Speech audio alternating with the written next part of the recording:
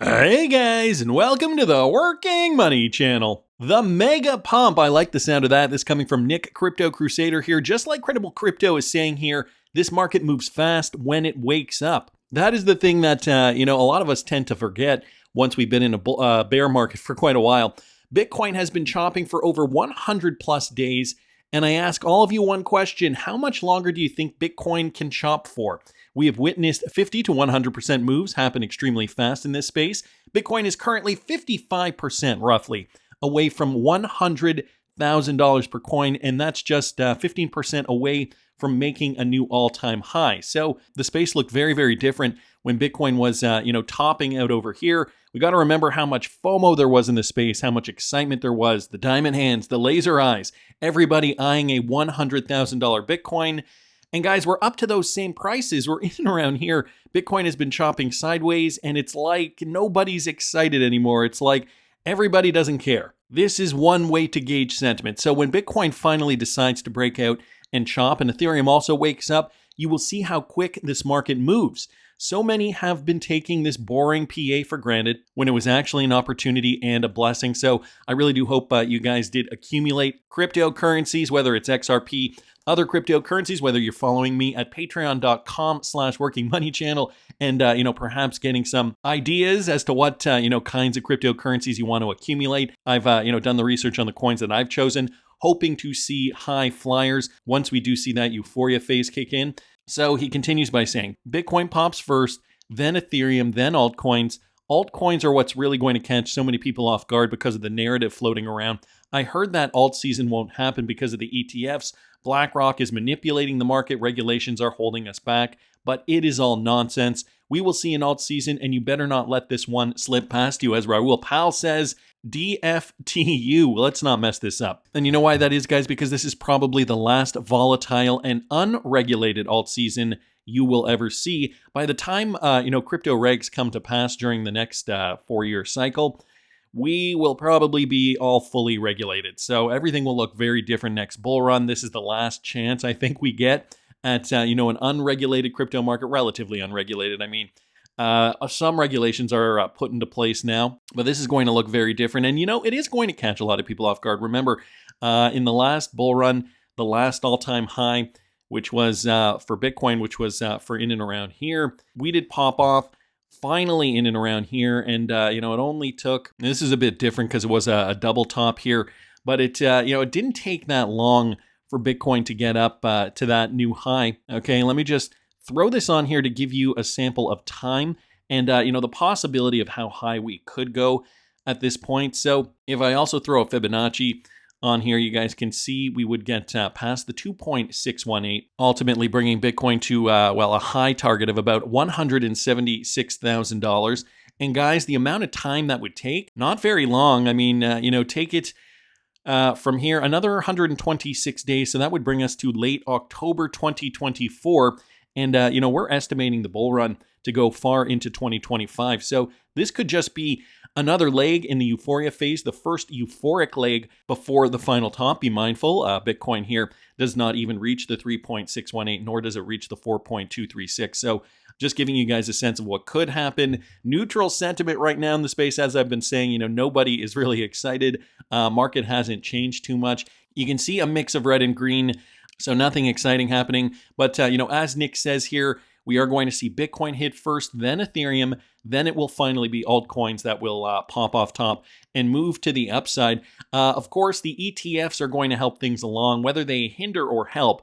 I know, with this idea that ETFs and institutions are coming into the space, some people are getting a little worried that the market is going to be manipulated. Others are saying flows, money, are going to be coming into cryptocurrencies. I mean, we saw it in Bitcoin. So that is what got Bitcoin up past its all-time high sooner than we expected. At least that is my hypothesis. So guys, we could see the same for Ethereum because these are coming and they're looking to get approved in a couple of weeks. So Colin Wu has reported that Eric Balchunas revealed documents showing that the spot Ethereum ETF applicants have updated their S1 filings. He's a Bloomberg analyst. For those of you guys who don't know, those applications include BlackRock, Fidelity, Grayscale, and Van Eck Giants. According to the aforementioned documentation submitted by the companies, Franklin has set its Ethereum ETF fees at 0.19% And as for VanEck, they're looking at 0.2%. And this was just announced on Friday. Besides BlackRock, the world's largest money manager made a disclosure of a $10 million seed investment as a major undisclosed investor acquired $10 million worth of its future ETHA shares. Eric Balchunas believes that the likely date, guys, is still for July the 2nd. So that is only a couple weeks away, or a week away, just over a week away. So we are to, possibly expect this flow into maybe into Ethereum come sooner than we think. The other thing that I wanted to mention here is that Canada, a Canadian company here, has actually decided that they are launching a Solana ETF. So that is already happening in Canada. This news coming from Nasdaq.com. The Solana ETF trading under the symbol QSOL will provide investors with exposure to Solana, the cryptocurrency. Additionally, it will offer a chance to benefit from the native staking yields of the Solana blockchain, which are projected to be between 6 and 8%. This presents a compelling opportunity for those looking to earn passive income while supporting the security and stability of the Solana network. But, just generally speaking, though, that is going to be positive for crypto traders, opening it up, giving us more exposure to crypto trading and, giving the industry more exposure to crypto trading, the institutional investors, traditional investors that wouldn't have normally gotten into cryptocurrency. Well, Canadian institutions, and you can trade this no matter where you are in the world. It's just going to be denominated in Canadian dollars. But, this is going to open it up, guys, for institutions who want to trade a crypto product, but may not be, still may not be comfortable to actually purchase cryptocurrencies. So this is the latest in the news. Canada leading in crypto innovation by getting the ball rolling and offering the Solana ETF. So Ethereum ETF, obviously the Bitcoin ones are already here. Solana next, guys. Hopefully we do see an XRP ETF too. That could also help bring the price up to new levels. And, sometimes I see comments like this one from Jeffrey XRP. Honest question, who here has held XRP for 4 years or more and is getting fishy feelings or second thoughts about the company behind the asset, i.e. Ripple? If so, what is it? And what have or are you considering doing with it? I'll be holding until September-ish, he says, if no ruling, and then sell some. So some people chiming in here. Bubba Cugs down here saying, holding since 2018. My investment is up 100%. Nothing to complain about. Plenty of room to grow. Buy, set it, forget it. If you bought XRP because you believe its future value will rise when banks use it, why would you be upset about its current value when the very reason you bought it hasn't even begun? Think logically. That is a very common sense approach, I think. But I'm thinking, a lot of people are expecting XRP to rally in the same way that other cryptocurrencies have been rallying, essentially gaining steam with every leg up, whereas XRP hasn't, experienced that same kind of thing, similar to Solana, which, is a cryptocurrency here. I'm just using Solana as an example. It's a cryptocurrency that has practically reached its all-time high already. It has retraced significantly, so a good opportunity now to maybe accumulate some more, but why hasn't XRP seen the same kind of pattern to the upside? Why have we just kind of remained flat and are just kind of grinding sideways, only up a few percentage points since the bottom of the bear market? Well, guys, there are reasons for that. But what about that comment, about Ripple? Some fishy thoughts about the company behind XRP.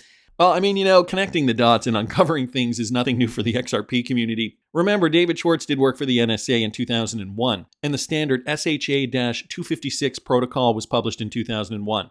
Well, not only does BTC use this protocol, XRP uses SHA 256/512. And here's where we get into the details. The thing that gets me the most, if Bitcoin was all supposedly NSA made and David worked for the NSA and everything, yada, yada, David's patent expired 7 days after the Bitcoin domain was registered in 2008. All of this ties back to the NSA paper in 1996, How to Mint Crypto.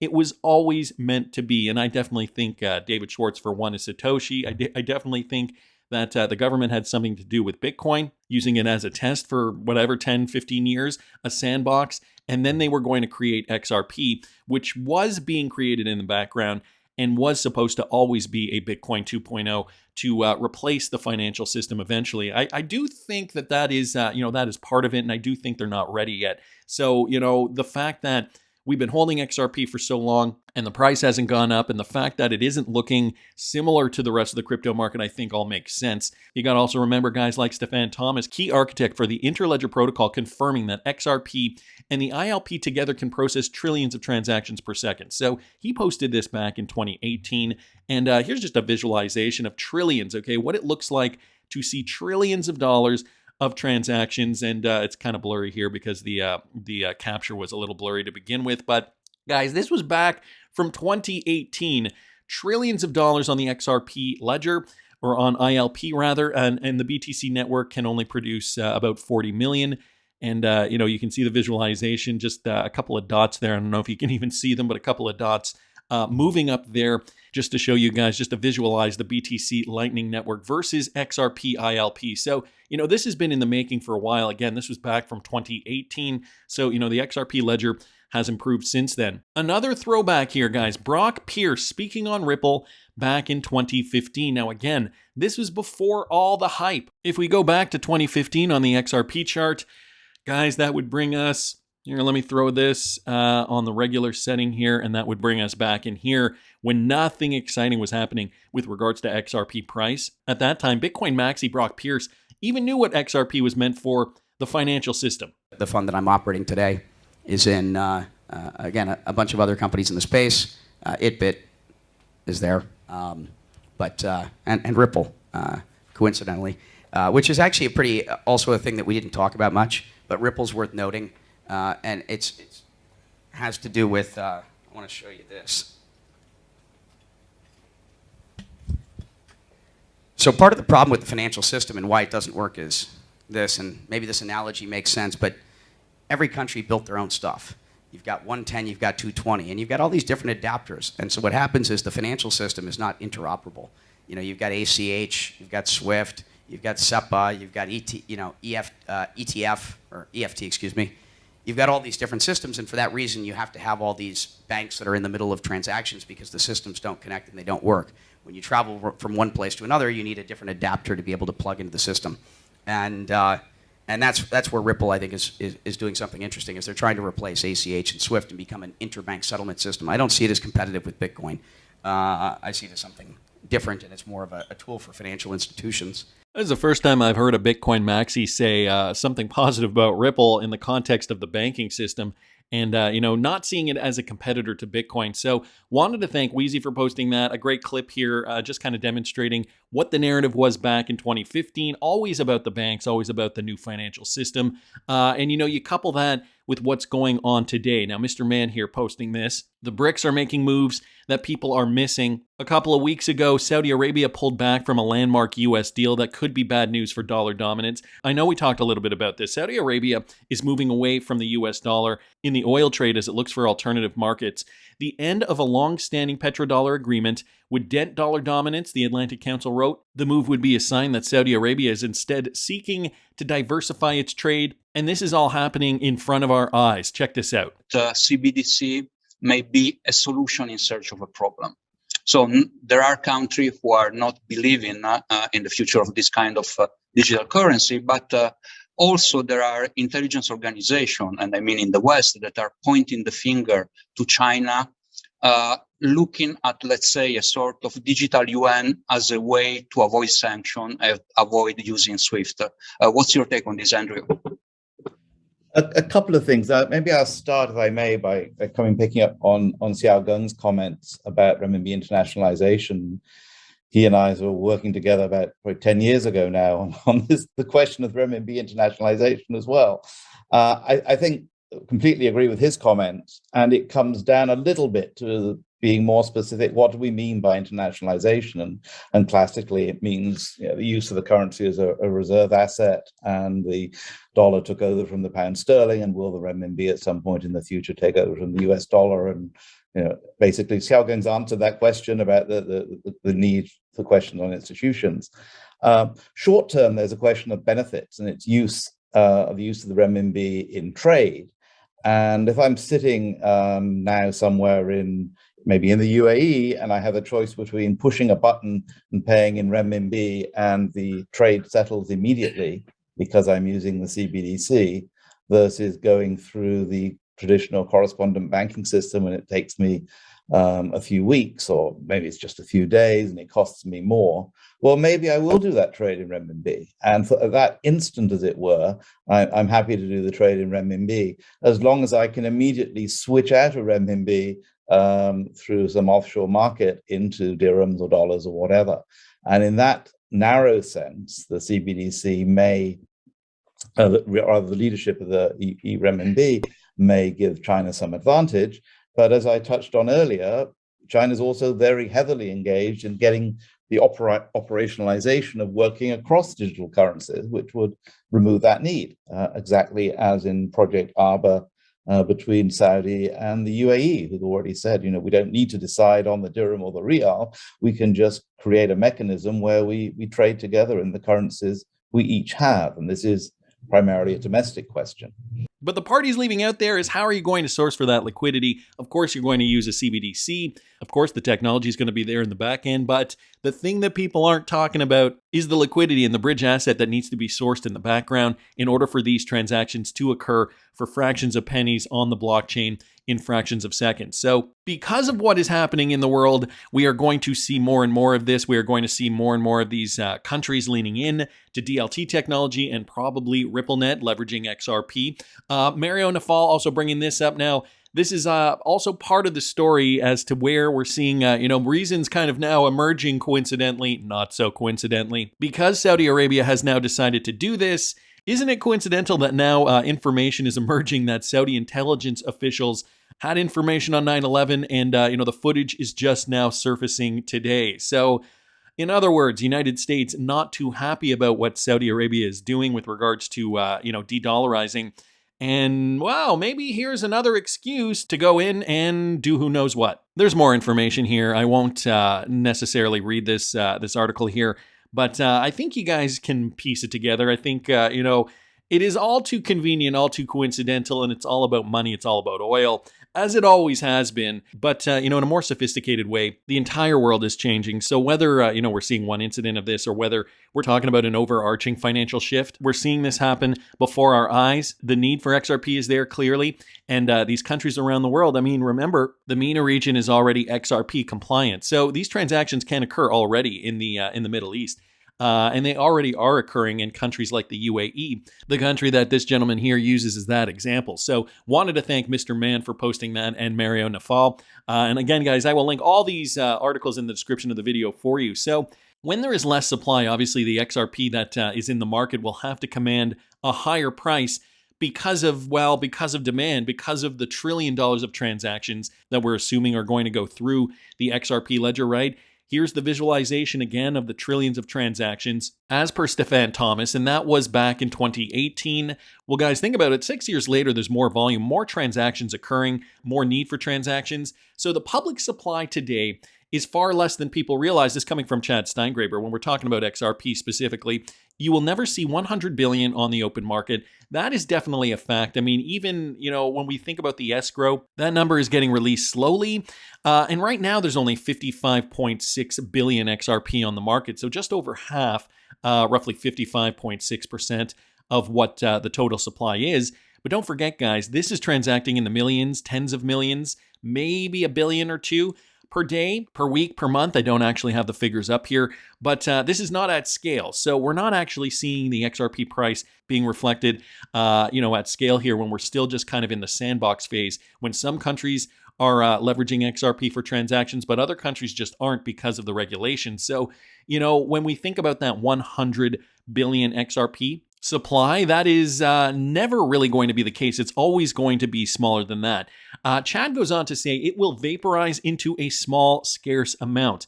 Again, guys, with billions of transactions, hundreds of millions of transactions, or of dollars in transactions going through the ledger, that is very small if you consider what trillions of transactions looks like. Okay, trillions of transactions, and not just trillions of transactions, trillions of dollars of transactions. If you have trillions of transactions and they're all just one penny, well, that's one thing. But if you think, hundreds of millions of dollars moving through the XRP ledger and trillions of those transactions occurring every single day, week, month, whatever the number is, the volume is going to go way up. So when Chad says this, it will be vaporized into a small, scarce amount. Think of how that will affect price.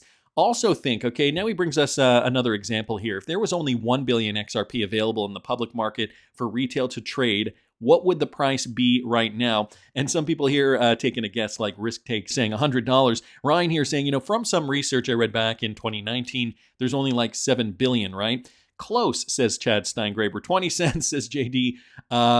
Context, Chad, I'm scared to ask, but why are you using 1 billion? And Chad says here, the first major stop, XRP becomes removed from retail. Chad 215802 saying, how many are locked up in the AMM trading pools? Megan saying, what will be the price? Jake Claver here saying 49 cents because that's all that there is. Torchbearer News saying, I heard David Schwartz saying, they wouldn't mind making some people rich in the process. Ironically, XRP holders are the only group that didn't benefit from any price action in the last 6 years. What can the cause be? All very good guesses here. Ripple Me This saying 49 cents, $50. So it's kind of all over the map here. I think the point is, and whether 1 billion XRP is the important number to consider or not consider, I think Chad is, just kind of illustrating the fact that once we do have more demand for XRP, obviously more people are going to hold XRP. And obviously, as people see the price go up of XRP, people are going to continue to hold it because they're going to continue to think it's going to go higher. That is human nature. We see it on charts all the time. Yeah, some people will sell for profit, but I just want to show you the number of active addresses, okay? XRP addresses, and this is just to kind of demonstrate when we are in a bear market slump. This is just the last, 3 months? No, this is the last year, okay? We got the last 12 months here on this chart. When there's a bear market, obviously, they're not really active. When we do see a bull market, the activity does go up. So let me put on zoom into all here, and as you guys can see back when the market was rallying, you can see way more active addresses here for XRP. So you can only imagine when we do have more active addresses, when more people are holding XRP, when there's more activity in the market, more people, more retail traders, more institutions even are going to be hodling their supply and not relinquishing it, which will in fact reduce the supply in the market until people decide, okay, I'm ready to sell my XRP at a certain price. So for example, 1 billion is not that far away from 55 billion. And you got to think, guys, if we do see XRP being utilized today, well, right now the price is 4861, 0.4861. And if all of a sudden, we saw the supply reduced, and of course, this number is going to go up as the supply gets reduced. But let's just say it were to happen in the blink of an eye, 0.4861, and we multiply that by 55.6. Okay, reducing it to 1 billion, that would bring an XRP price of about $27.03. So as Chad says here, we see the amount being reduced, and we will eventually see that. XRP will be vaporized, or rather it will be held. People will be holding them on their wallets. Wallet activity will definitely go up once we do see more activity. And those factors and other geopolitical factors will just force the price of XRP to rise. So $27 per XRP, that would be my guess if we see 1 billion in the market. Some are suggesting it's going to get a lot lower than that, but that's just my opinion. I want to hear what you guys think. Please subscribe to the channel if you haven't already. Like the video if you like the content I'm providing. I always love hearing your comments. See you in the next one, guys.